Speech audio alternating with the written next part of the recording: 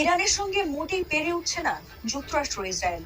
তাদের লাগাতার হামলায় অত্যাধুনিক যুদ্ধ বিমানগুলো একের পর এক ভূপাতিত হচ্ছে। আর তাতে বারবার কার্যত পিছিয়ে আসতে চাইছে ট্রাম্প।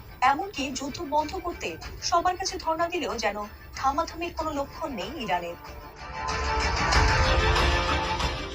যদিও কিছু কিছু হামলায় ইরানকে তারা দায়ী করলেও নিজেদের দুর্বলতা থাকতে বহু হামলাকে তারা দুর্ঘটনা বলেই দাবি করছে, এমনটাই মনে করেন অনেকেই।